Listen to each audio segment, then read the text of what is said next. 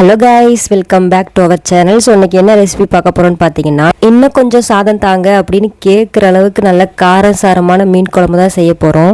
இந்த மீன் குழம்போட மனமும் சுவையும் ஹோட்டல் ஸ்டைலை விட மிஞ்சிரும். அந்த அளவுக்கு டேஸ்ட்டாக இருக்கும். ஸோ வாங்க எப்படி பண்ணுறது அப்படிங்கிறத வீடியோக்குள்ளே போய் பார்ப்போம். நம்ம சேனலில் இப்போ தான் ஃபஸ்ட் டைம் பார்க்குறீங்கன்னா மறக்காமல் சப்ஸ்கிரைப் பண்ணி வச்சுக்கோங்க. ஏன்னா இந்த மாதிரி dish, hotel style and lunch box, shopping லாக் இந்த மாதிரி நிறைய கண்டென்ட் போட போகிறோம். அதுக்காண்டி தான்.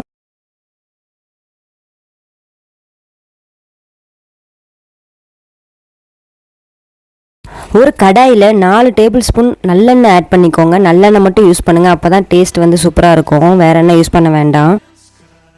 எண்ணெய் சூடானோன்னே 1/2 டீஸ்பூன் கடுகு ஆட் பண்ணிக்கோங்க. கடுகு பொரிஞ்சோன்னே 1 டீஸ்பூன் வெந்தயம் ஆட் பண்ணிக்கோங்க. வெந்தயம் பொரிஞ்சோன்னே கருவேப்பிலை கொஞ்சமாக நான் ஆட் பண்ணிக்கிறேன். சின்ன வெங்காயம் ஆட் பண்ணிக்கோங்க. அதை முழுசாக போட்டுக்கோங்க, இல்லை அதை விட கொஞ்சம் பெருசாக இருந்துச்சுன்னா கட் பண்ணி போட்டுக்கோங்க. அதையும் இப்போ நல்லா வணக்கிக்கலாம்.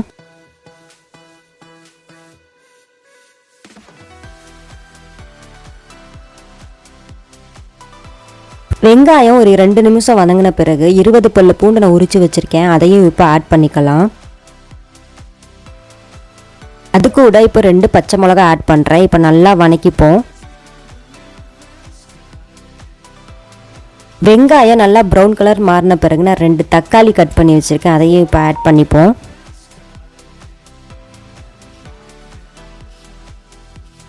தக்காளி நல்லா வணங்கிட்டு எண்ணெய் பிரிஞ்சு வந்ததுக்கப்புறம் மசாலா ஆட் பண்ணிக்கலாம். மிளகாய்த்தூள் 2 டேபிள் ஸ்பூன், மல்லித்தூள் 3 டேபிள் ஸ்பூன், மஞ்சள் தூள் 1/4 டீஸ்பூன், மிளகுத்தூள் 1/2 டீஸ்பூன், சீரகத்தூள் 1/2 டீஸ்பூன், உப்பு தேவையான அளவு. இது எல்லாத்தையும் இப்போ ஆட் பண்ணி நல்லா மிக்ஸ் பண்ணிப்போம் எண்ணெய் பிரிஞ்சு வர வரைக்கும்.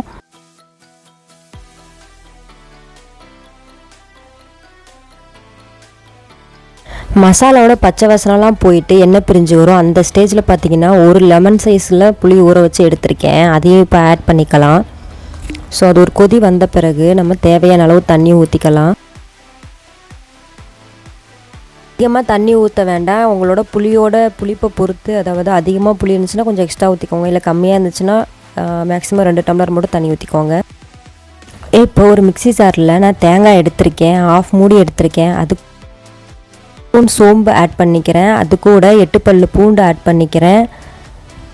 8 பல்லு சின்ன வெங்காயமாக ஆட் பண்ணிக்கலாம். தண்ணி ஊற்றி கிரைண்ட் பண்ணி எடுத்துக்கோங்க. இப்போ நம்ம புளி ஊற்றணும் இல்லையா, அதுக்கப்புறம் ஒரு 20 மினிட்ஸ் கிட்ட நல்லா கொதியணும். அதுக்கப்புறம் தான் தேங்காய் ஊற்றணும். தேங்காய் ஊற்றின பிறகு நல்லா மிக்ஸ் பண்ணிக்கோங்க. மறுபடியும் 5 மினிட்ஸ் நல்லா கொதிய விடலாம்.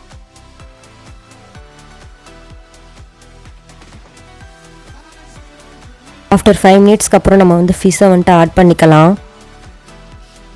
ஃபிஷ் போட்டு பார்த்தீங்கன்னா மேக்ஸிமம் 3 மினிட்ஸ் 5 மினிட்ஸ்க்குள்ளே ஸ்டவ் ஆஃப் பண்ணிடுங்க. ரொம்ப நேரம் விட்டிங்க அப்படின்னா மீன் குழஞ்சிரும். நான் 3 மினிட்ஸில் ஆஃப் பண்ணிட்டேன். அதுக்கு முன்னாடி பார்த்தீங்கன்னா கருவேப்பிலை மேலே தூவிட்டுக்கலாம். நெக்ஸ்ட்டு நல்லெண்ணெய் ஒரு 2 டேபிள் ஸ்பூன் ஆட் பண்ணிக்கலாம். இதை ஆட் பண்ண பிறகு உடனே ஸ்டவ் ஆஃப் பண்ணிவிட்டு மூடி வச்சுருங்க.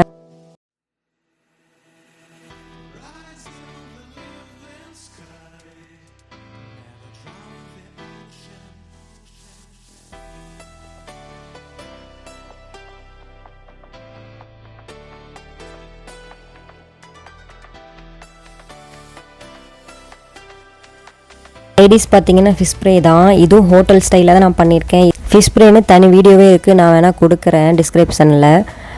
அண்ட் அவ்வளோதான் காய்ஸ். இதை நீங்கள் ட்ரை பண்ணி பார்த்துட்டு எப்படி இருக்குன்னு மறக்காமல் கமெண்ட் பாக்ஸில் கமெண்ட் பண்ணுங்கள். அண்ட் உங்களுக்கு இந்த வீடியோ பிடிச்சிருக்குன்னா லைக் பண்ணிக்கோங்க. மறக்காமல் என்ன சப்ஸ்கிரைப் பண்ணி வச்சுக்கோங்க. ஏன் அப்படின்னா இந்த மாதிரி videos and cooking, lunch box, shopping இந்த மாதிரி நிறைய கண்டென்ட்டோட வீடியோ போடலான்ட்டு இருக்கோம். ஸோ மறக்காமல் ஃபாலோ பண்ணிக்கோங்க.